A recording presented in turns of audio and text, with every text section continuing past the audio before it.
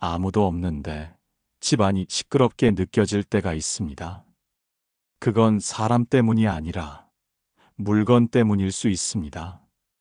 부처님은 물건을 죄라 하지 않으셨지만 집착의 그림자를 조용히 걷어내라 하셨습니다. 말없이 앉아있는 방 안에서 마음이 시끄럽게 요동칠 때가 있습니다. 햇살은 고요히 내려앉고 바람은 숨죽인 듯 커튼을 스치는데도 가슴 어딘가가 답답하게 뭉쳐오는 순간 말입니다. 그럴 때 우리는 자주 방 안을 둘러봅니다.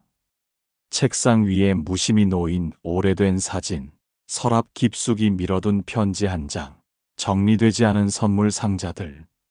다 잊었다고 생각한 것들이 실은 아무 말 없이 계속 말을 걸고 있었던 거죠.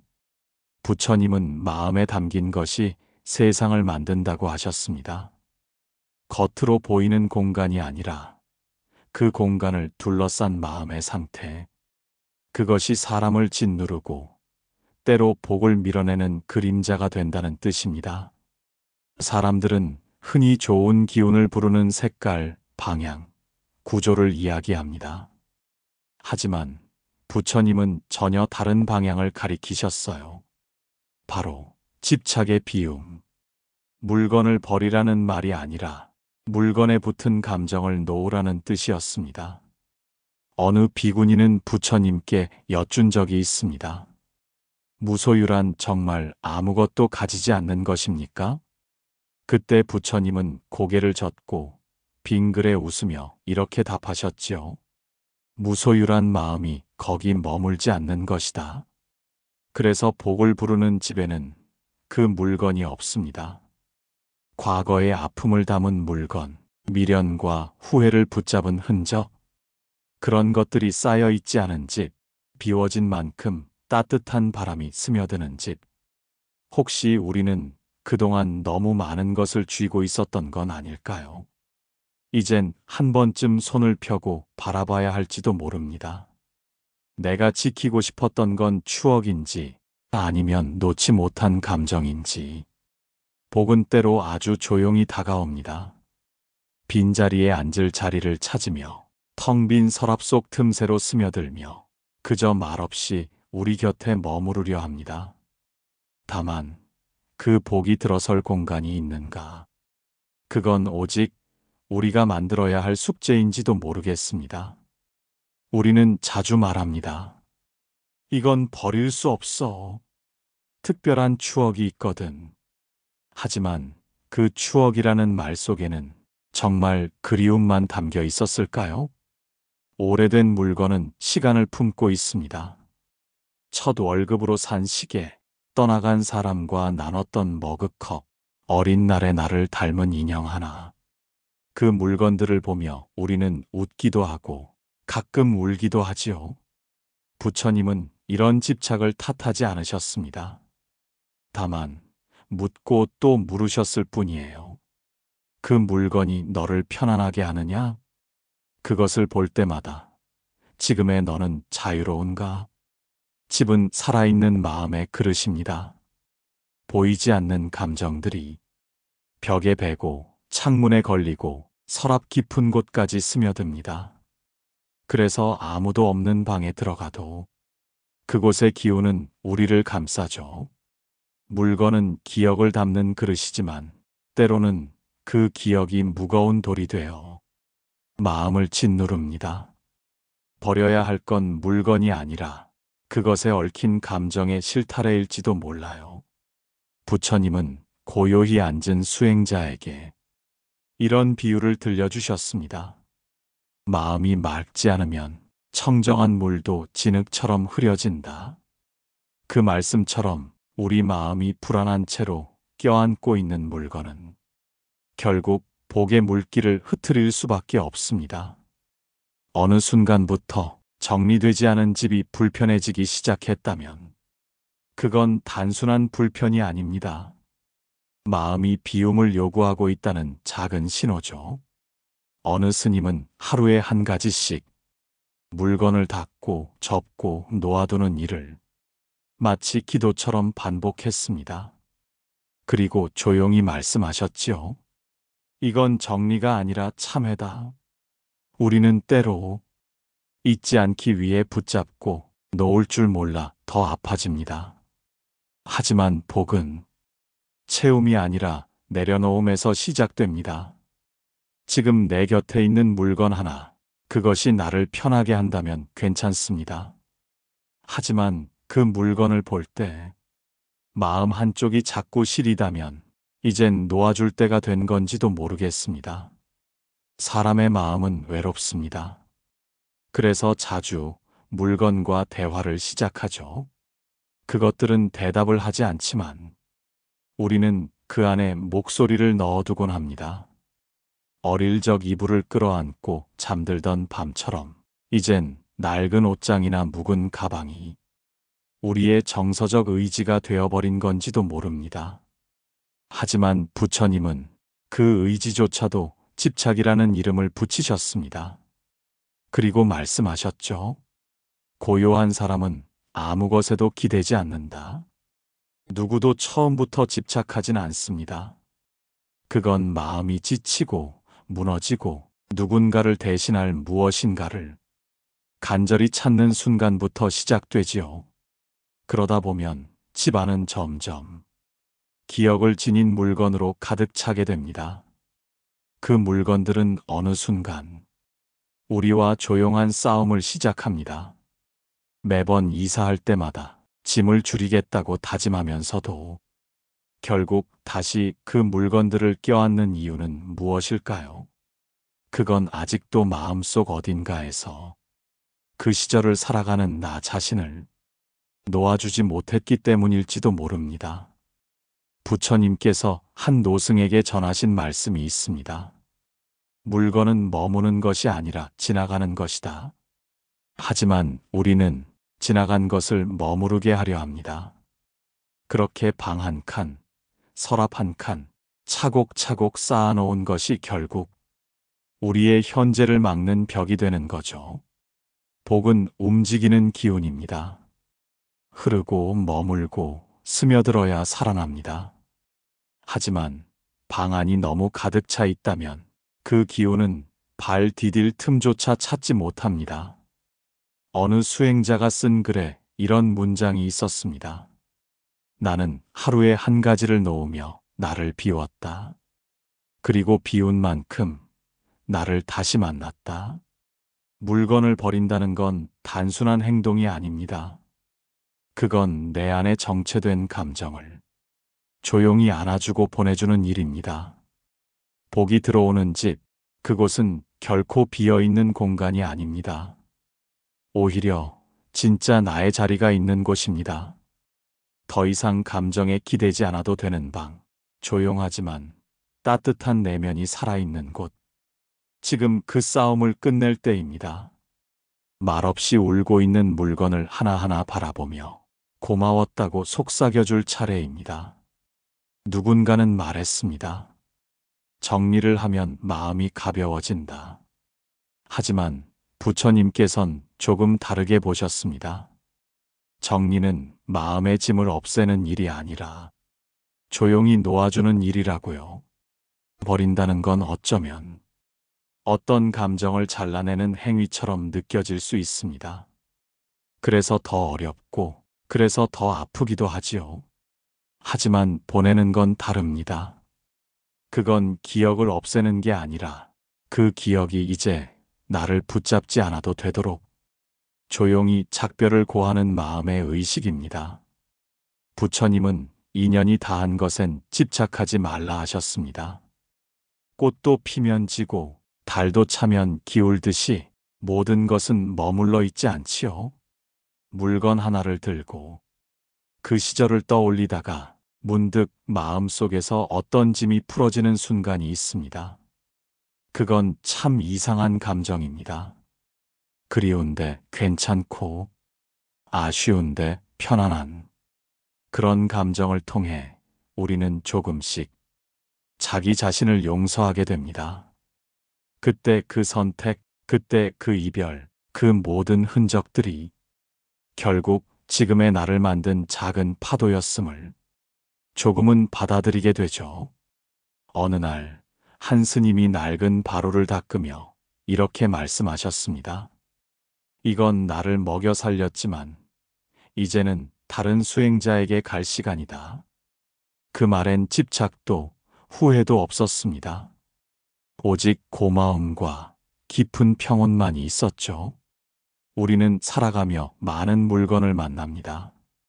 그리고 수많은 순간을 그 물건에 남겨둡니다. 하지만 결국 그 기억들은 물건에 있지 않습니다. 내 안에 살아있고 내 안에서 자랍니다. 그러니 오늘 하나쯤은 놓아보세요. 꼭 쥐고 있던 무언가를 두 손 모아 감사히 보내보세요. 그렇게 할 때 비로소 복이 들어올 자리가 생깁니다. 아무 소리 없이, 그러나 가장 분명하게 우리 곁으로. 집안의 물건은 말이 없습니다. 하지만 그 안에 담긴 이야기는 우리의 침묵보다 더 큰 목소리로 되돌아옵니다. 오래된 손목 시계는 지금은 멎은 시간 속에서 속삭이듯 말합니다. 그때 넌 시간을 놓치지 않으려 애썼지. 편지 한 장은 노랗게 바랜 종이 위에 아직도 지워지지 않은 이별을 적어두고 있습니다. 잊었다고 말했지만 진심은 아직 여기에 있어. 부처님은 모든 존재는 인연 따라 움직인다 하셨습니다. 그 말은 물건도 결국 우리의 마음이 만들어낸 인연의 조각이라는 뜻이겠지요. 그래서 우리는 물건 앞에서 종종 멈칫합니다. 이걸 버려도 될까? 정말 끝내도 되는 걸까? 그 머뭇거림 속에는 단순한 정리가 아닌 과거의 나와의 화해가 숨어 있습니다. 어느 수행자는 매일 아침 책상 위 물건을 하나씩 들여다보며 이렇게 물었다고 합니다. 넌 오늘도 나에게 필요한가? 그리고 그 질문에 조용히 아니라고 대답한 물건은 미련 없이 떠나보냈지요. 그건 욕심이 아니라 결단입니다. 비움이 아니라 정리이고 버림이 아니라 귀한 작별입니다. 우리는 늘 더 좋은 걸 찾고 더 많은 걸 가지려 애쓰지만 부처님의 가르침은 채움이 아닌 멈춤에 있습니다. 삶은 본래 넘치면 흐르게 되어 있습니다. 기억도 사랑도 미련도 제자리를 잃으면 결국 무게가 됩니다. 방 한켠에 쌓인 상자처럼 정리되지 않은 감정은 어느 순간 내 발걸음을 막고 내 마음의 문을 무겁게 닫아버립니다. 지금 당신 곁에 물건 하나, 그 안에 담긴 소리를 들어보세요. 그건 아마 당신이 그동안 외면해온 감정의 메아리일지도 모릅니다. 그리고 언젠가 그 소리를 고요히 들을 수 있을 때 우리는 조금 더 가벼워질 수 있습니다. 조금 더 자유로워지고 조금 더 복에 가까워질 수 있습니다. 빈 공간은 흔히 공허함의 상징으로 여겨지곤 합니다. 하지만 부처님께선 그 공허함 속에 가장 깊은 충만이 깃든다고 하셨습니다. 아무것도 없기에 모든 것이 들어올 수 있다는 뜻이지요.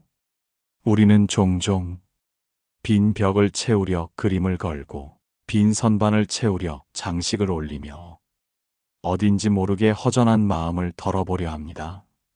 하지만 그 모든 채움은 잠시 마음을 돌릴 수 있을 뿐 진짜 허전함은 여전히 우리 안 어딘가에 남아있지요. 부처님은 내려놓음의 순간에 복이 머문다고 하셨습니다. 그 복은 재물이나 성취처럼 눈에 보이는 것이 아니라 마음이 편안해지는 감각, 고요하지만 단단한 내면의 온기로 다가옵니다. 어느 날 작은 절을 찾은 한 중년 여인이 방 안을 둘러보다 말없이 울었습니다. 스님은 그 울음을 탓하지 않았고 그저 물었습니다. 무엇이 가장 무겁게 느껴지십니까? 그 여인은 말없이 고개를 숙인 채 가슴을 두 손으로 감쌌습니다. 그곳엔 남편이 떠난 지 오랜 세월 동안 정리하지 못한 상자 하나가 있었고, 그 상자엔 미련과 후회, 그리고 죄책감이 함께 담겨 있었지요. 그녀가 그 상자를 들고 산 아래를 내려갈 때 스님은 조용히 한마디를 남겼습니다. 이제 당신 마음도 자리를 찾을 겁니다. 복은 그렇게 무언가를 채워서가 아니라 비운 자리에 조용히 스며들며 우리 곁으로 다가옵니다. 공간이 텅 비면 햇살이 머물 자리가 생기고 바람이 지나갈 틈이 생깁니다. 그리고 마침내 마음도 숨을 쉴 수 있는 여백을 갖게 되지요. 복을 부르는 집은 그 무엇보다 따뜻한 여백을 품은 집입니다. 그곳엔 더 이상 붙잡은 과거도 쌓인 후회도 없습니다. 다만 고요히 머무는 평안, 그리고 더 좋은 인연을 맞이할 준비가 되어 있는 한 사람의 삶만이 있을 뿐입니다. 문득 벽을 바라본 적 있으신가요? 햇살이 비스듬히 스치는 시간, 아무 그림도 없는 벽 한쪽에 자꾸 눈길이 멈추는 순간 말입니다. 그건 단지 허전함 때문이 아닙니다. 그 벽엔 우리가 걸었던 시간의 그림자들이 아직도 고요히 남아있기 때문입니다. 한때는 액자가 걸려 있었고, 어떤 날은 낙서가 스쳤으며, 또 다른 순간엔 소리 없는 한숨이 머물렀을지도 모릅니다. 부처님은 물질에 깃든 집착보다 그 안에 머무는 생각의 매듭을 더 경계하셨습니다. 어떤 사물은 그 자체로 욕망이 아니지만 우리가 거기에 마음을 두는 순간 그것은 집착이라는 이름이 됩니다. 그래서 벽에 걸린 사진 한 장도, 책장에 꽂힌 오래된 수첩 한 권도 그 자체로는 아무 의미 없지만 우리 마음속에 감정을 남기고 있다면 그건 여전히 복을 막는 그림자가 됩니다. 어느 수행자가 했던 말이 있습니다. 가장 깨끗한 집은 마음이 머물지 않는 집이다. 그 말이 처음엔 이해되지 않았습니다. 하지만 시간이 흐르고 하나씩 내려놓는 연습을 하면서 조금씩 그 뜻을 알게 되었습니다. 우리는 무언가를 정리할 때 물건만 치우는 게 아닙니다. 함께 지났던 시간, 지우지 못했던 말, 풀지 못한 감정을 천천히 마주보는 일이기도 하지요. 그건 결코 가벼운 일이 아닙니다. 작은 종이 하나를 버리면서 눈시울이 붉어지는 사람도 있고, 책상 위 먼지를 닦으며 한동안 멍하니 하늘을 바라보는 이도 있습니다. 그건 모두 우리가 사람답게 살아왔다는 증거이자 이제는 조금 더 나답게 살아가겠다는 다짐일지도 모릅니다. 복은 그렇게 조용한 순간을 틈타 찾아옵니다. 더는 과거에 발목 잡히지 않는 오늘, 기억이 아니라 지금을 살아가는 이 마음 위에 가만히 내려앉습니다. 그러니 이제는 마음속에 남은 그림자 하나를 그 벽에서 조용히 떼어내야 할 시간입니다. 그 자리에 무엇을 걸지 이제는 우리가 선택할 수 있습니다. 집은 단순히 사는 공간이 아닙니다. 그건 마음이 쉬어가는 바다 같은 곳입니다. 하지만 그 바다가 자꾸 흐려지고 탁해진다면 무언가를 닦아내야 할 시간일지도 모릅니다. 부처님은 청정이라는 단어를 자주 쓰셨습니다. 그건 물건의 청결만을 말하는 것이 아니라 우리 마음의 탁함, 혼란, 번민까지 조용히 씻어내는 과정을 뜻하셨습니다. 바닷물이 제자리로 돌아가듯 우리 마음도 고요함을 회복하는 순간이 있습니다. 그건 무언가를 덜어내고 닦아내는 반복을 통해 찾아오지요. 오래된 장롱을 열어보면 먼지만 아니라 지나간 계절이 함께 쏟아져 나옵니다.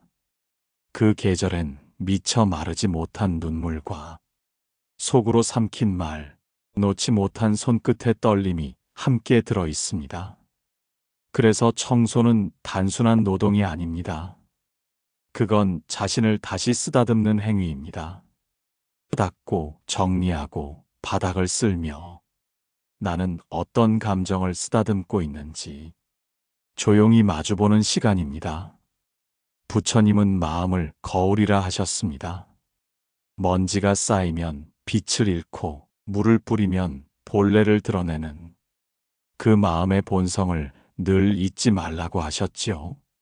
복을 부르는 집은 겉보기엔 특별할 것 없습니다. 화려한 가구도 없고 눈에 띄는 장식도 없습니다. 하지만 그 집에 들어서면 기이하게 마음이 가라앉습니다. 그건 그 집이 아니라 그 집에 사는 이의 마음이 이미 정화되어 있기 때문입니다. 잡념이 비워지고 감정이 다독여진 사람은 그 존재만으로도 주변을 맑게 만듭니다. 그러니 이제 당신의 집 한켠을 닦아보세요. 그곳이 곧 당신 마음의 안쪽입니다. 그 바닥을 쓸고 그 유리를 닦으며 그 오래된 상자를 정리하며 우리는 조금씩 자기 자신을 알아가고 내면 깊은 곳에 숨어 있던 복의 물길을 조용히 다시 열게 됩니다. 복은 닦인 거울처럼 언제나 거기 있었습니다. 다만 우리가 먼지 속에서 스스로를 보지 못했을 뿐입니다. 어느 날 문득 방 안을 둘러보다 이상하리만큼 조용하다고 느낄 때가 있습니다. 그건 소리가 없어서가 아니라 그 자리에 있어야 할 누군가가 더는 없기 때문입니다. 부처님께서는 삶은 모임이요 이별이다라고 하셨습니다. 그 말은 차갑지 않았습니다. 오히려 아주 따뜻하게 남겨진 자들의 삶을 어루만지는 듯한 말씀이었죠. 누군가 떠난 자리엔 늘 무언가가 남습니다. 그 사람의 흔적, 그 사람이 자주 쓰던 물건, 아직 정리하지 못한 침묵의 공간. 그리고 우리는 그것들을 바라보며 여전히 말을 걸고 여전히 그리움을 다독입니다. 하지만 그 자리에 계속 머무를 수는 없습니다. 남은 이에게는 다시 살아가야 할 하루가 있고 그 하루를 위한 마음의 자리를 만들어야 하니까요. 어느 수행자는 이런 말을 남겼습니다. 그를 보내는 것이 아니라 그와 함께 머물렀던 나를 보내는 것이다. 떠난 자는 흔적을 남기지 않습니다. 남겨진 우리가 그 흔적을 지우지 못할 뿐입니다. 그 물건을 붙잡고 있는 건 그 사람에 대한 사랑이 아니라 그 시간에 머물고 싶은 마음일지도 모릅니다. 하지만 복은 언제나 지금에만 머무를 수 있습니다. 과거에 사는 이의 집엔 들어서지 못합니다. 부처님은 말씀하셨습니다. 모든 인연은 바람과 같다. 지나가지만 결코 사라지지 않는다. 그 바람이 머물렀던 방, 그 따뜻함을 기억하되 이제는 그 창문을 다시 열어야 합니다. 복은 늘 새 바람을 기다립니다. 비워진 자리, 그리고 조용히 담은 마음의 문을 열 준비가 된 이에게 말없이 다가옵니다. 지금 그 물건을 닫은 서랍 안에 둘지 고마운 작별을 할지는 오직 당신의 몫입니다. 하지만 기억하세요.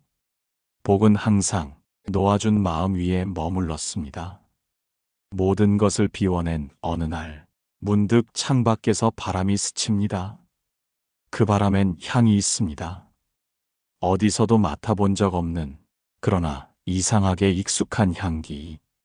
그건 바로 마음 깊숙한 곳에 잠들어 있던 복이 드디어 제자리를 찾아 조용히 돌아오는 신호입니다. 부처님은 말씀하셨습니다.